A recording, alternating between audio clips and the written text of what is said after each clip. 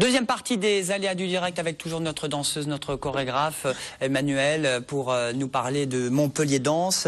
J'ai vu que sur Internet, 209 manifs dans l'agglo, dans la région, et 70% des manifs étaient gratuites. Est-ce que c'est important pour vous que la gratuité soit là pour attirer toujours plus de nouveaux publics ? Je pense que Jean-Paul Montanari, le directeur du festival, y est très attentif, en effet, dans l'idée de faire partager cet art encore plus largement. Donc moi, en tant que danseuse, chorégraphe, je dirais, je souscris à ce mouvement parce que ça veut dire que notre travail est plus vu. En effet, si c'est gratuit, les gens sont tentés de passer, au moins. Voilà, donc ça c'est vrai que ce sont des façons, des dispositifs pour essayer de partager encore plus notre art. Et des fois, vous le faites sur des places, des flash mobs, des lieux publics. Oui, tout à fait. À Angers, par exemple, on a beaucoup, en effet, travaillé sur une place centrale de cette ville, sur les bords de la Maine, dans le grand théâtre qui a aussi une ouverture sur les bords de la Maine. C'est vrai que l'histoire de la danse contemporaine est née aussi du fait qu'elle est sortie des théâtres et qu'elle s'est démocratisée dans les jardins publics, dans les bibliothèques, sur les places. Dans la campagne aussi, il y a eu dans la nature, il y a eu aussi tout un travail, tout un mouvement de danse qu'on appelle in situ.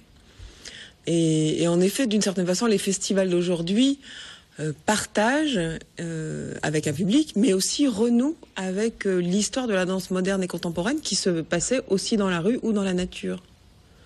35 000 festivaliers en tout pour cette année, voire plus, pour aller voir par exemple, tout est complet jusqu'à samedi. Sauf il reste quelques places pour la danseuse Yasmine Gouder. Ce sera jeudi, vendredi à 18 h. Je crois que c'est à l'Agora, à Montpellier. Il reste encore quelques places. Il reste beaucoup de places pour le festival Swing. Christophe Wurth, bonsoir. Bonsoir. Ça s'appelle Swing les pieds dans l'Orbe. Swing les pieds dans l'Orbe, absolument. Parce que c'est l'Orbe qui traverse Béziers. C'est une rivière, c'est un fleuve? C'est une rivière qui borde le lieu du festival, l'amphithéâtre du Pont-Vieux, qui est un lieu totalement carte postale parce que nous sommes au bord du Liroux et de l'Orbe, mais aussi au pied de la cathédrale et du Vieux Béziers et du Pont-Vieux.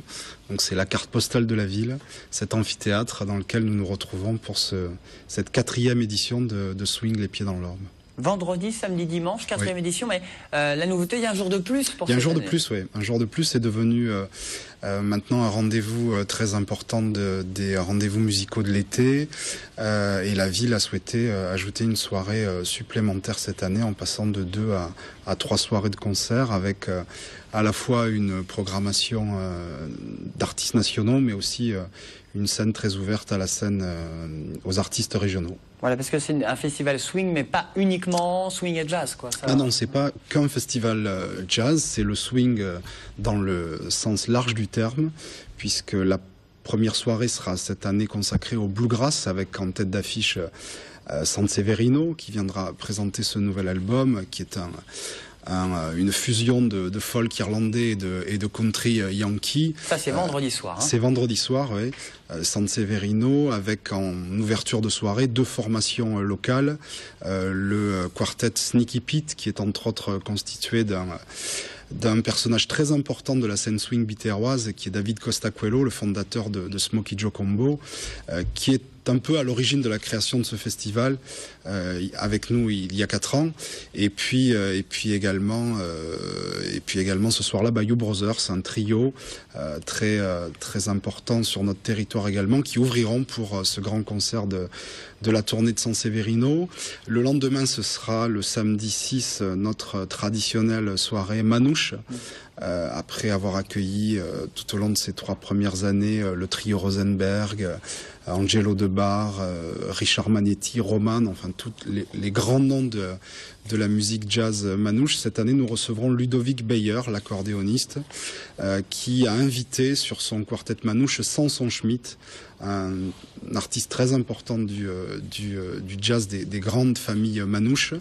Donc Ludovic Beyer et Samson Schmidt, et en ouverture de soirée, ce sera le quintet Romanova qui célébrera là aussi Django Reinhardt pour cette année anniversaire et les grandes pages de la musique jazz swing.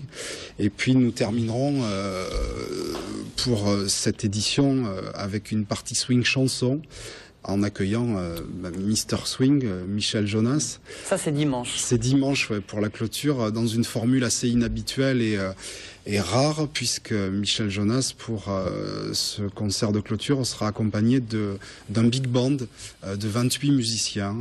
Il n'y aura que très peu de dates en France cette année avec cette formation-là, puisque parallèlement, Michel Jonas défend en ce moment un album et un spectacle duo avec Jean-Yves D'Angelo. Mais là, il sera, pour cette clôture du festival, accompagné de 28 musiciens, le Big Band Call Orchestra, avec des musiciens d'ailleurs essentiellement originaires de notre région. Et cette soirée accueillera également deux projets locaux, le duo Nadja, qui était en résidence à Zingo Zango, notre salle de spectacle à Béziers, il y a quelques semaines, et puis Lady and the Swing Makers, qui est une formation là aussi, un nouveau projet biterrois avec des artistes qu'on retrouve dans beaucoup d'autres formations importantes sur notre territoire. Alors, donc du blues, de la musique manouche, de la chanson française, cocktail réussi pour swing les pieds dans l'or pour cette nouvelle édition vendredi, samedi, dimanche, et tout est gratuit. Tout est gratuit, ouais. C'est aussi la particularité de ce festival. C'est une ambiance kermesse un peu, c'est une ambiance guinguette plutôt que kermesse. Plutôt guinguette, ouais. Au bord de l'Orbe et dans ce site magique, plutôt guinguette. Et un rendez-vous maintenant très important de la saison culturelle et musicale de l'été à Béziers, avant Festodoc, notre festival occitan, qui suivra la semaine d'après.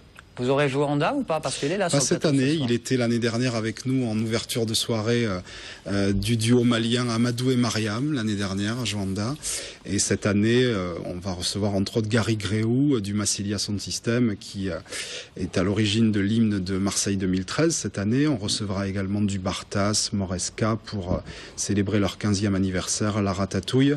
Et puis l'Occitanie, ouais, l'art à tatouille. Oui, bon appétit, mesdames. C'est ça. Et on recevra cette année, puisque ce festival, c'est l'Occitanie qui s'ouvre et qui invite le monde. Nous recevrons la star du reggae ivoirien Alpha Blondy dans le cadre de sa tournée mondiale pour l'ouverture du festival. Et puis, après avoir reçu les Corses d'Imouvrini, cette volonté du festival de célébrer les cultures identitaires, nous célébrerons les cultures celtes et irlandaises avec Celtic Legend, qui est un spectacle phare irlandais. Ça bouge entre Festadoc et puis donc ce week-end, vendredi, samedi, dimanche, swing les pieds dans l'orbe à Béziers. Absolument. Merci Christophe. Merci Julien. On part au Sainte-Marie-de-la-Mer pour la Feria du Cheval. Oui. Feria du Cheval, et notamment Festival du livre et du film équestre. Vous, c'est la 3e édition. C'est Mathieu. Oui, Mathieu. Voilà, c'est la 3e édition du Festival du livre et du film équestre dans du le cadre 11 au 15 juillet, du 11 au 15 juillet, dans le cadre de la Feria du Cheval des Saintes-Maries. Et donc il y a plusieurs programmations en fait. Originellement, une discussion entre Marie-Sara et les éditions Actes Sud ont donné naissance à un pan culturel de la Feria du Cheval, qui donc par la suite s'est enrichi de différents événements et qui sera qu'on va dérouler là du 11 au 15 juillet. Et donc là, le cheval est décliné version livre et version film pour votre festival. Voilà, alors version livre et film, et tout le sujet, c'est d'incarner le débat aussi. C'est-à-dire qu'il va y avoir le salon du livre qui regroupe un peu toutes les thématiques autour des chevaux et dans la diversité des peuples cavaliers dans le monde. C'est pour revenir un peu finalement sur tous les festivals dans notre région qui sont quand même très ouverts au monde et qui invitent à cette diversité justement. Et donc là, il y a toute une partie salon du livre équestre, une programmation importante autour de reportages et de films en avant-première autour du cheval, autour de tous les chevaux sous toutes les latitudes. Et en plus de cela, on a développé les chevauchées littéraires où on va être accompagné par un auteur qui va présenter son livre quand on met pied à terre lors d'une balade à cheval sous une pinède. On va converser et échanger entre passionnés. Et le forum du métier du cheval aussi pour présenter les différentes filières équines. Et enfin, les rencontres d'équitation de travail qui vont avoir lieu le 12 sur des concours de maniabilité, de tri, pour faire une comparaison en fait entre le travail à cheval, western, ibérique et Camargue. Donc c'est très intéressant de voir en fait se croiser aussi bien dans les concepts, dans les mots que dans les mouvements et dans les implications avec les animaux. On voit beaucoup de liens et c'est assez intéressant. Donc, et c'est un peu partout, au Sainte-Marie aussi, hein, dans une manade, au Centre culturel des Saintes, des projections sur l'église du village. Alors ça, c'est magique, la projection sur l'église. Ça fait partie des moments où on est satisfait de déjà les Saintes, c'est super beau. Oui, mais c'est magique parce que dès qu'il y a quelque chose qui se passe à l'extérieur comme ça, en été, il fait bon, il y a une hirondelle qui passe devant l'écran, il y a des enfants qui sont là. Enfin, c'est vraiment sympathique. La carte postale, toi, Nico, la carterie. Ouais, non, mais c'est plus qu'une carte postale parce qu'il y a en plus une âme. Il y a quelque chose, il y a vraiment des passionnés d'équitation. C'est toutes les équitations. Et donc, il y a vraiment des grosses soirées thématiques. Sur par exemple le samedi 13, il va y avoir une soirée spéciale transhumance. Ça c'est le 13 juillet. Le 13 juillet, le samedi, où on va revenir en fait sur cette extraordinaire aventure de Manolo et Camille qui ont organisé dans le cadre de Marseille-Provence 2013 aussi différentes transhumances.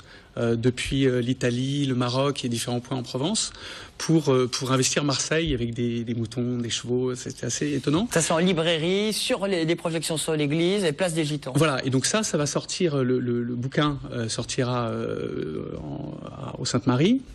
Il y aura une projection d'un film en première France 3 et Marseille-Provence 2013 projeté sur l'église. Manolo fera une démonstration. Il y aura tout un défilé avec Camille à cheval, qui était cette superbe centauresse qui va arriver sur la place de l'église. Et ça reprend. Il y a une dimension aussi chorégraphique parce qu'ils ont fait dans ce cadre-là ce qu'ils appellent des animaglyphes, c'est-à-dire qu'ils avec des chevaux et des hommes et des animaux et des moutons, ils font des grands tableaux dans des paysages, sur tous les paysages de Provence. Donc là, il y aura en plus une exposition autour des arènes des Saintes, d'énormes bâches qu'on a installées ce matin. C'est vrai que ça se fait beaucoup, peut-être Emmanuel, et c'est vrai aussi Mathieu, les chevaux, la danse, la chorégraphie, les spectacles équestres. Ça se mélange beaucoup, non mais c'est vrai. Oui, il y a un artiste auquel je pense, Martha Bass. Qu'on a reçu l'année dernière justement à ce sujet-là. Voilà, qui lui-même presque danse à cheval, mais se confronte son animal et lui à certains grands artistes. Donc je crois qu'il a fait un travail avec Caroline Garson, mais je me souviens de quelque chose aussi avec un japonais, Komuro Bushi, un danseur de buto, qui lui faisait face avec lui et son animal. Donc une espèce de confrontation homme-animal très forte. Les chevaux